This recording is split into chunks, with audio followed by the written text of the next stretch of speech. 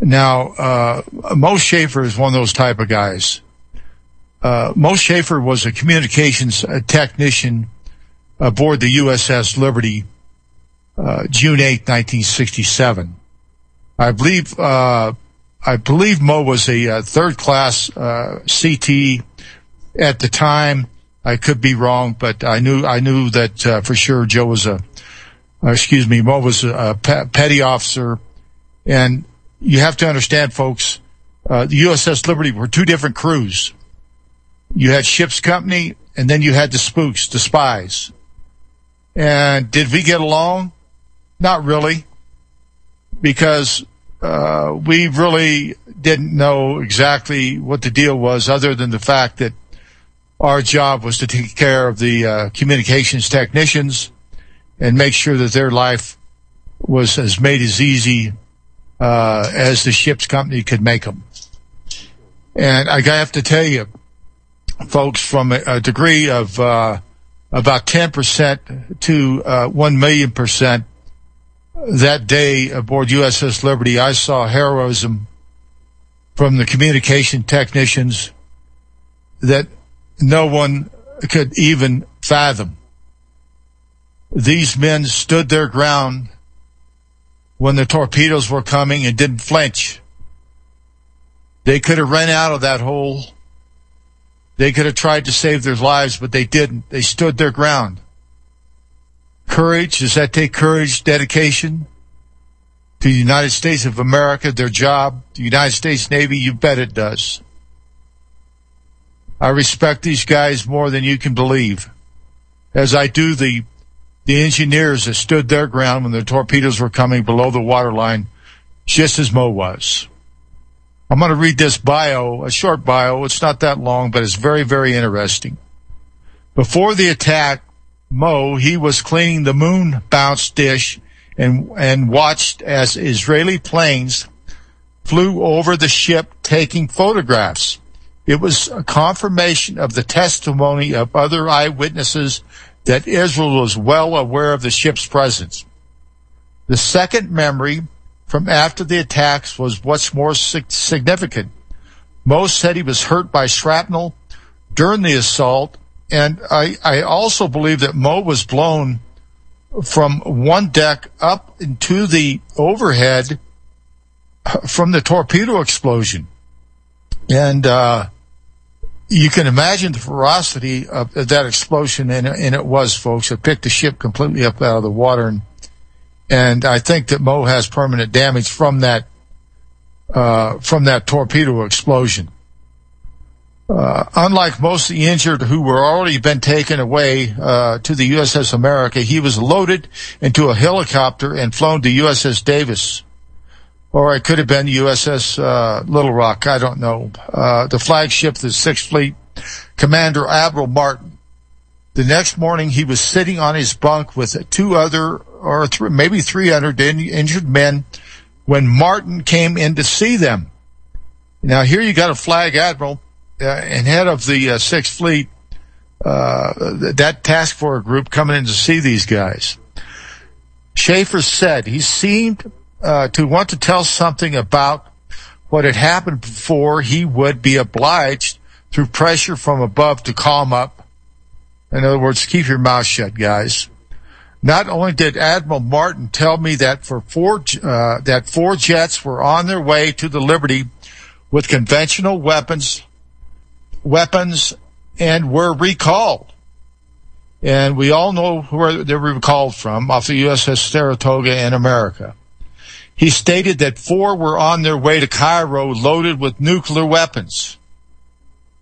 And that's what I have in my book, what I saw that day, exactly the same thing. He stated they were 3 minutes from bombing them, the Egyptians. He also said that the jets could not land back on the carrier with nuclear arms, and they had to land in Athens. He stated this from my bedside while on the Little Rock, the code name of the flagship after the attack. The story told by Mo Schaefer about Admiral Martin confirming that the U.S. planned to nuke Cairo is also a story that is validated by Air Force pilot Jim Nanjo in California and a member of the H-bomb task force. So it's not only from surface vehicles on the Navy on the water, it was on land force bases also. Nanjo didn't know that Cairo was supposed to be the target, only that he and other crew members were standby to take off and drop nuclear bombs. Nanjo could never understand why he was called out of bed in the middle of the night, June 8, 1967, California time, before the attack on the USS Liberty by the State of Israel. I could go on with this statement, but I think it pretty much tells you the complicity and what was going on in the mind of Lyndon Baines Johnson, McNamara, and his crew was to make sure the USS Liberty was sunk at the bottom of the sea, blame it on Cairo, nuke them, and the footprint in the Middle East would be completely different than it is now. Folks, the reason I do this radio show is memory of my shipmates, the ones that didn't make it back, that never got to hug their mother and fathers or their children, their brothers and sisters. They'll never be forgotten in my mind. And most of the men that were killed that day, 25 of them were communications technicians that stood their ground under tremendous pressure of 5 torpedoes coming out of them. And unfortunately, one of them hit directly in their spaces and blew them to bits. What a terrible, terrible story this was and is aboard the USS Liberty, and the cover-up is even worse. And remember the crew of the USS Liberty, the men that gave their lives that day, the men that were wounded, and especially to the families that lost their loved ones and still don't know the truth.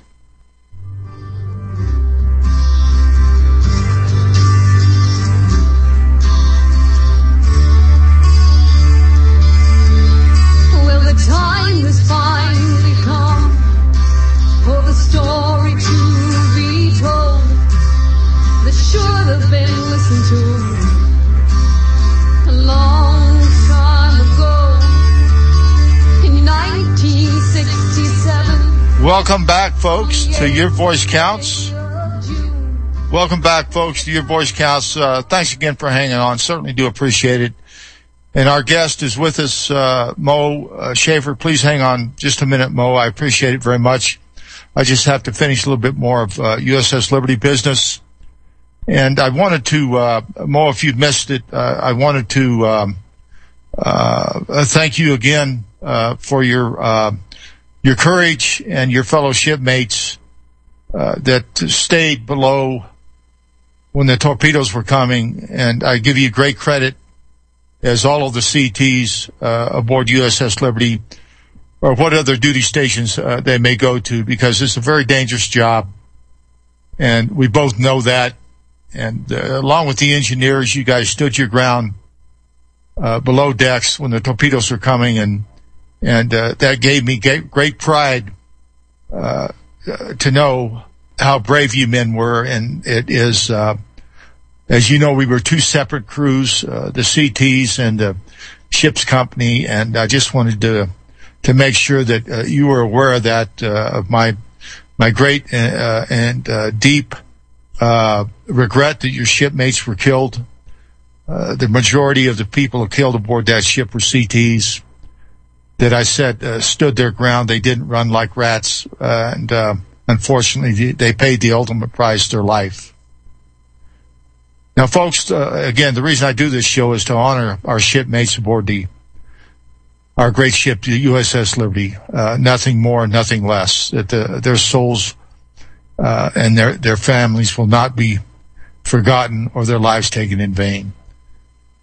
Folks, there's a pledge drive going on at RBN right now. Call in 800-724-2719. Whatever you can afford, send in to this great radio station, Real News, Real Talk, Real People, RBN, because you can't handle the truth. 800-724-2719. If you send in $100, you're going to get a beautiful shirt and an RBN mug. So we're getting, a pretty good pledge drive going. So let's keep it going.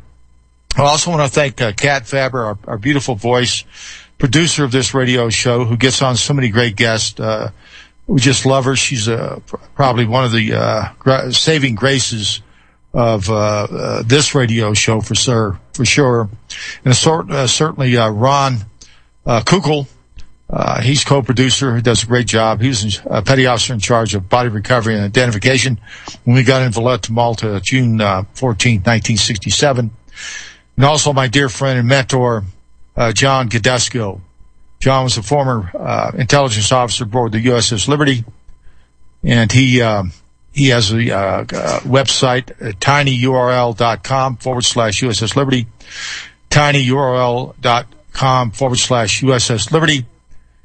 And with that said, folks, I bring on a special guest, Mo Schaefer, survivor USS Liberty, entrepreneur, and a father to beautiful children and a great wife.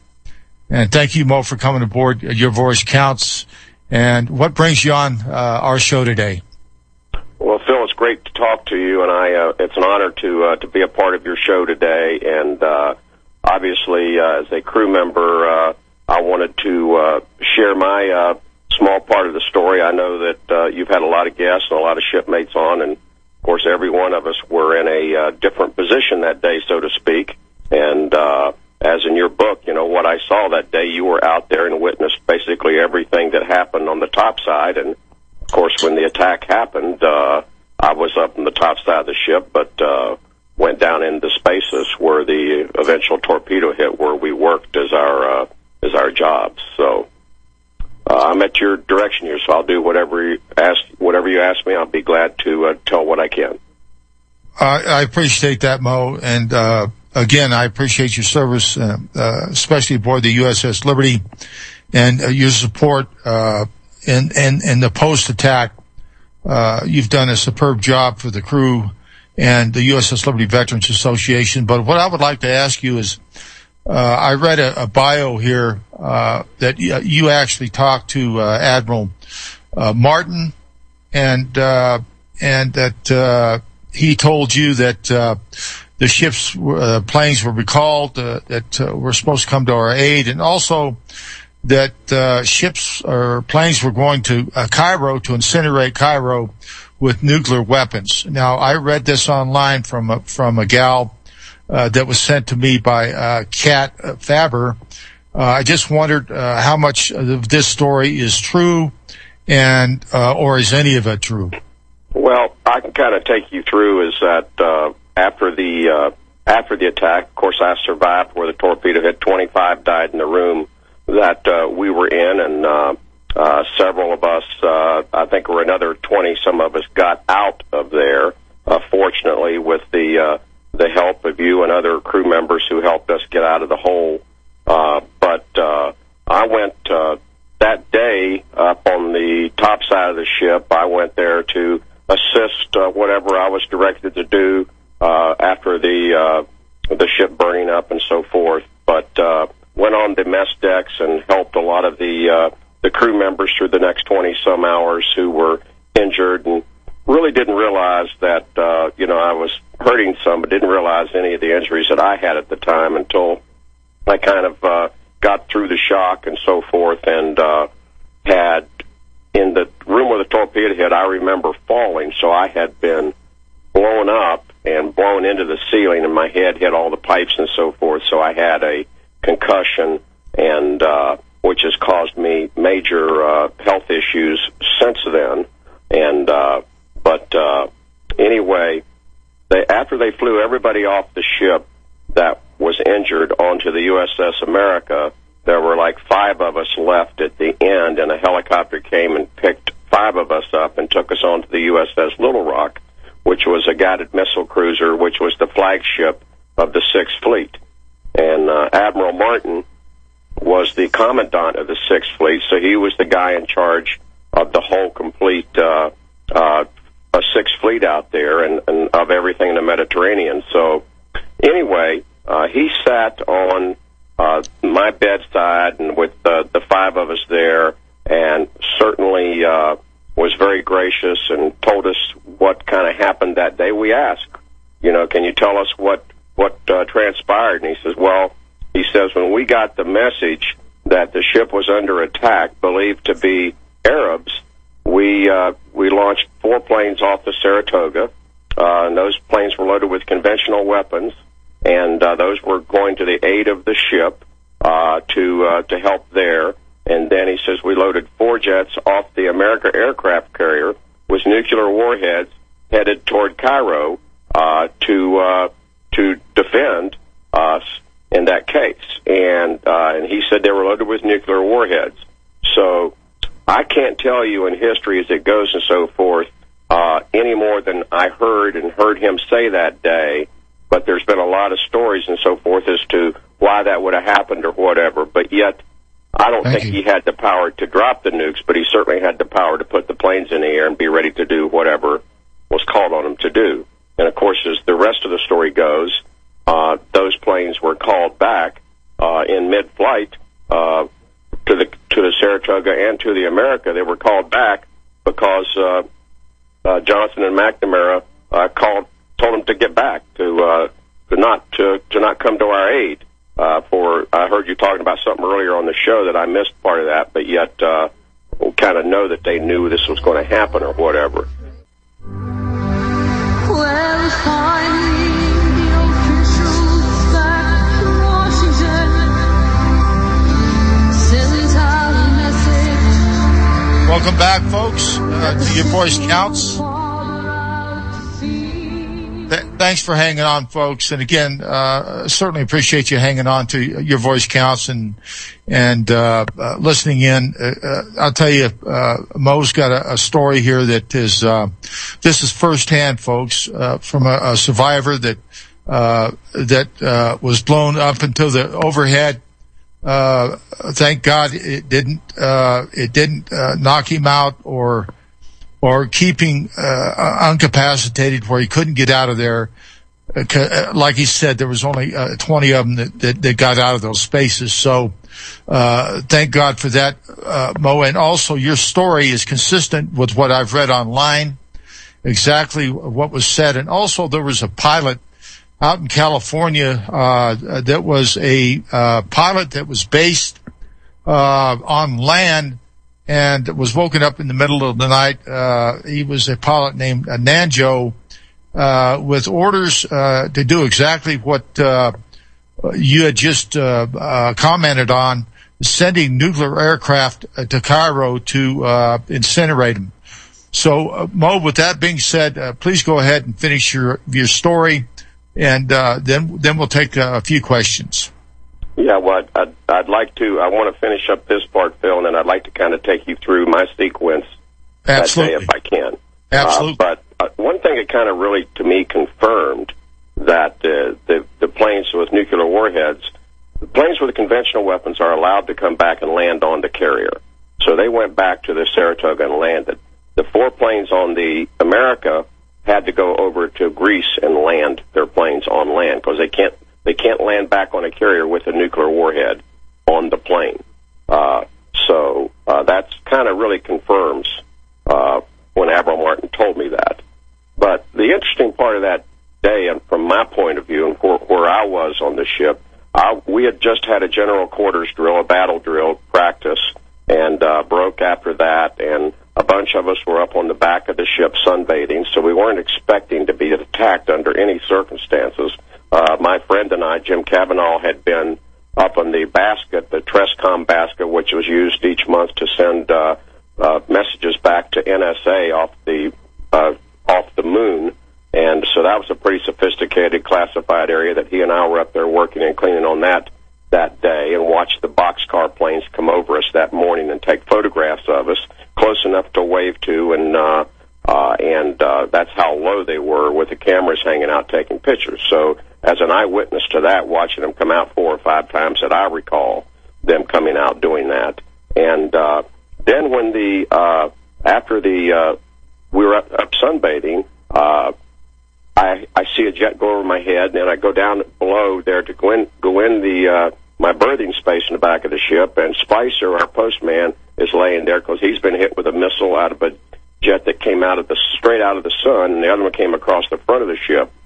But, of course, I dived down in the hole, and my general quarter station and battle drill is to go down to the research spaces, where it was a very classified area to where we worked, the CTs, as you call them, the communications technicians, all had highest crypto clearances, and we were there to do the job that we were assigned to do. But going into that hole and to have some bullets starting to pierce to come in there, it was really scary when you couldn't tell what was going on or anything above. Of course, you were up there watching that, Phil, yourself, and being very active in that and battening down the ship and all that. But after the air attack stopped, there was about a 20-minute lull or so that nothing was going on. And all of a sudden, then the captain comes over the speaker and says, "Prepare for torpedo attack." And I looked at my buddy and I said, "How the heck do we prepare for a torpedo attack? I mean, I've not been trained to do that." And so most people were sitting at their workstations or standing up and wondering what was going on. And Jim Cavanaugh laid down on the floor and wrapped our arms around a table leg. And, of course, the rest is history. The torpedo hit and blew us to smithereens. But, you wonder why you're spared your life when others around you died.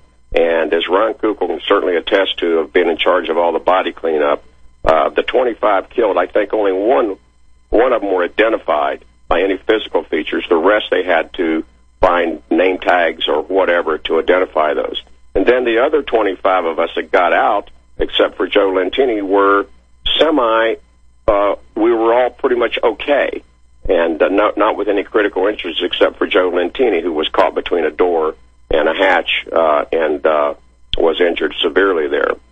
But anyway, to be in that room and have that attack happen, then come up on the top side of the ship and have all the smell of the oil and all that there is certainly fear kind of engages you. And then to go out on the front of the ship and see the whole ship on fire with napalm, and my buddy Birdman laying there with a bullet in his head, and just to see all that, and what do you do next? Like why didn't they go ahead and sink us? Why are they letting us go? Because we were just helpless. We were dead out there.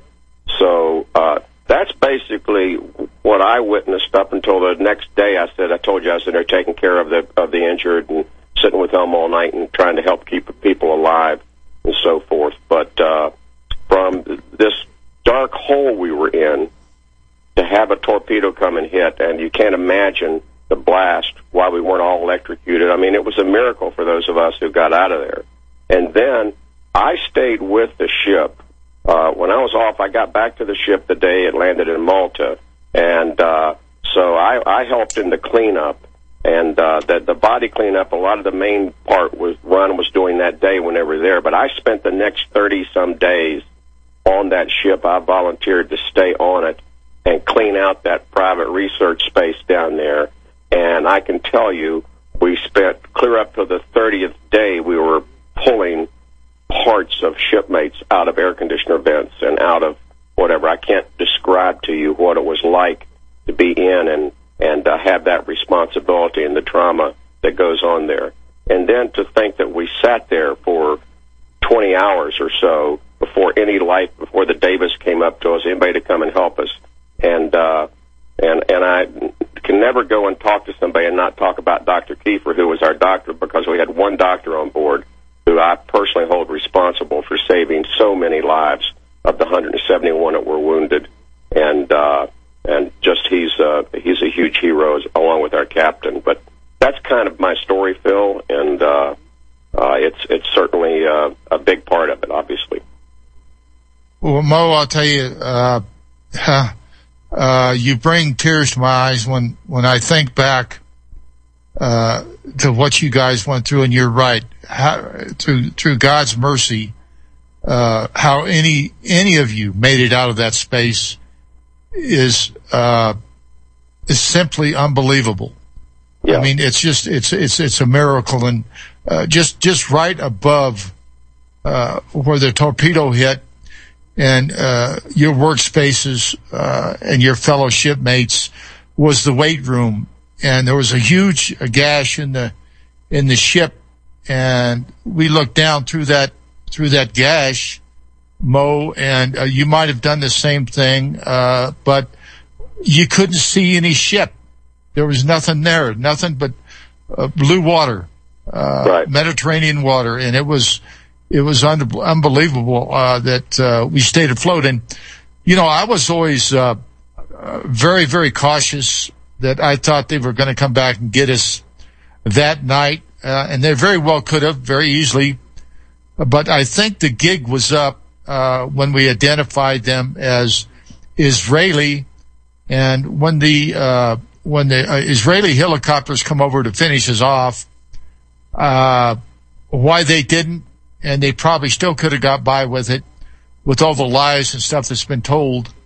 And Mo, we weren't a threat to anybody. We were doing exactly what our government had ordered us to do, especially you guys, is pick signals out of the sky, which is perfectly legal. We were in international waters. And for our government to leave us there, to set us up, to be sunk. And if we sink, I think you're exactly right. World War III, possibly. At least Cairo would have been incinerated. But by the grace of God, and good seamanship, and people like you that helped out, and thank you. We got 30 seconds, but I just wanted to let everybody know, and Mo can attest to this. There hardly wasn't a spot you could walk in the mess decks, and it's a pretty large room, if there wasn't a body there.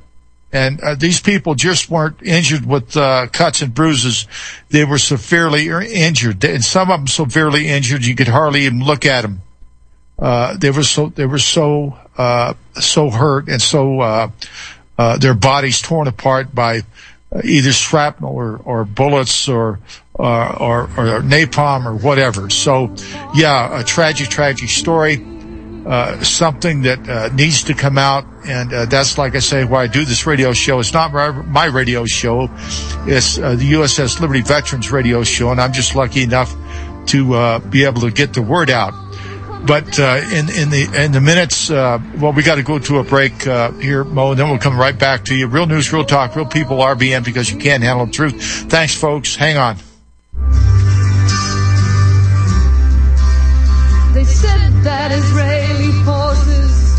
Back, folks, your voice counts. I want to take up too much time here, but I just, Mo, when you described your duty of peeling your shipmates' flesh off bulkheads and vents and so on and so forth, is heartbreaking, and is also numbing to the brain. There's a lot of things that day that I probably put away and will never forget, but most of it I did, and I'm sure it has affected you emotionally, and I know that you getting slammed up by that torpedo, because it did pick the ship almost completely out of the water and slam it back down. And for you to not be severely injured, which I think you've had several operations or more just to repair your back or neck injuries. And I've had over 12 operations, right? Jesus, unbelievable. And with no benefits for the military. No, absolutely not. And we got a shipmate on standing by here, Ron Kukul. He wants to get on the air, and we're going to bring him on. But I first want to let you guys know that as being a ship's company, and I said this earlier in the show, and well, you guys know, and I know how it went aboard the ship. You got ship's company and ship's crew, but my admiration for the communication technicians is so immense, and I'm very humbled and very grateful for the work you've done for the United States of America, National Security Agency, your fellow shipmates, And I'm not just talking about CTs. I'm talking about all the ship's company. You and Ron have done a fantastic job, and my hat's off to you. And again, folks, how many men do you know that have survived a torpedo attack with the ferocious blow up that we had? It was unbelievable. I mean, if you weren't there, you couldn't believe it. And people still listen to it and they can't believe it. But these two men lived it. And Ron, go ahead and please go say what you would like to. I get wrapped up in this so much, it just it breaks my heart. Hey, you've done good today, Phil. And you haven't said anything about my age, and I appreciate that. You're anyway, absolutely welcome. Yeah. I want to just say that I want to thank you, Mo, for joining the long line of people that have come on this show, from former Senator Adlai Stevenson, former Congressman Pete McCluskey, and former Ambassador Ed Peck. Some of the people that we've had on this show, and thanks for joining the long line that has been a part of this. I don't think anybody could say part of my shipmates. It's really great. And, you were talking a little bit about, or Phil was saying something about, he was kind of afraid that they were going to come back and finish the job. That carried on with me all the way till I got back home. And I used to talk with Jim Ennis on the phone for several years, wondering if they were going to put a car bomb in my car or what they were going to do to try to do away with me. I really thought they would come clear over here to finish the job. I don't know if anybody else felt that way or not, but that's certainly how I felt. I do want to say one other thing, too, but going back to the hole just a second, where the torpedo hit. You take the 25 friends and shipmates that sacrificed their lives that day, but there's one thing that I think a lot of people may not realize is that bless them in a way, because they gave up their lives to save the other 270 or so shipmates that were on the ship, because that torpedo was a homing torpedo designed to pierce, implode, and explode and split the ship in half. And by God's grace, the torpedo went off on impact. So it created a much larger hole, and it killed 25. But had it gone off the proper way, it would have split the ship in half, and 294 people would be dead, and the ship would have sunk. So, there's something to say for that, too, as horrible as that is. But well, Mo, who do you think they would have blamed for that? Who do I what now? Who do you think they would have blamed for our ship going down? They would have blamed the Arabs. I mean, there's no question about it. They would have blamed Egypt, and that was their total intent. And I'm as convinced as you are that our boys in Washington knew about this before it even happened, and that's just that makes me cringe. It makes me sick to even think that any human could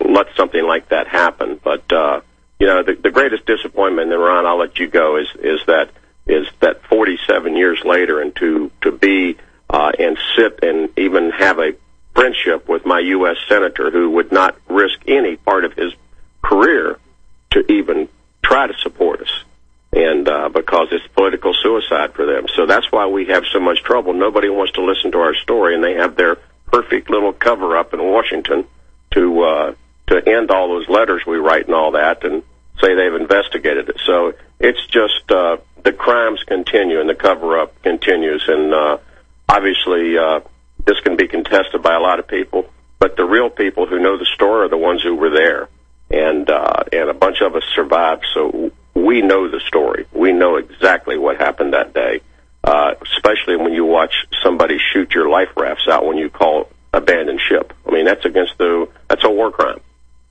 So anyway, I'll be quiet. Ron, go ahead. Well, thanks a lot. I want to thank you, Mo, again, and I hope that you'll get back to me on the fact that the operations you've had and the surgeries, and you've got no assistance with the military from that. We need to take care of that, and I think we can do it. So I'm going to get out of here. There might be a few more phone calls, and I'm sure Phil's aware of them. And it goes both ways, Phil. It goes both ways. We have great admiration for what Ship's company has done. As a matter of fact, I wouldn't be here if you hadn't opened up the scuttle to let us guys out of the torpedo compartment. What can I say but thank you? Well, thank you, Ron, and I appreciate your testimony and your effort to keep the USS Liberty story alive. And folks, I want you to take this to heart. We're not Jew haters. We're not Nazis. We didn't hurt anybody. We didn't hurt a soul. There wasn't one Israeli that got a scratch on him. That isn't us. Our intent is only this, is to get the God's honest truth out, period. Nothing more, nothing less. This is not vengeance. It certainly is not vengeance. All it is people that want justice, and that's what this country is made of. It was founded on justice and liberty, and how fitting that we were on one of the greatest ships that ever sailed the seas, the United States ship USS Liberty. Tells you volumes. And they won't even bring up, there was supposed to be a ship made of part of the World Trade Towers. They wanted to name it the Liberty, and they said absolutely not, because it brings up too many bad things about Israel and the United States of America.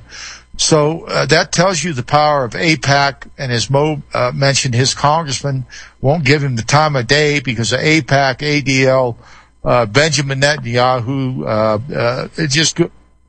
It just goes on and on. We got 45 seconds. I'm going to let whoever wants to close this show out. Mo, go ahead. Well, first of all, Phil, again, thank you so much, and as Ron said too, for you being there to open up that hatch for us today, and we certainly had crew members helping us get out of that hole, and that was obviously we really appreciate that. I just want people to understand that. I mean, 6 of my best friends are Jewish guys, so there is no anti-Semitic part of this or whatever. It's a reality that happened. We were bombed and torpedoed by a country called Israel, and it's been made the largest cover-up in the history of our government. And so that in itself is something that needs to be shared with more and more people, and thank you for doing that. Well, thank you, Mo. Thank you, Ron. Thank you, all of the great guests I've had on this radio show.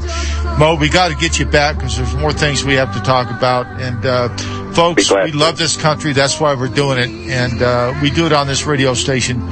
Real news, real talk, real people on RBN, because you can't handle the truth. Thank Craig for our board operator today. He did a great job. See you next week. God bless America.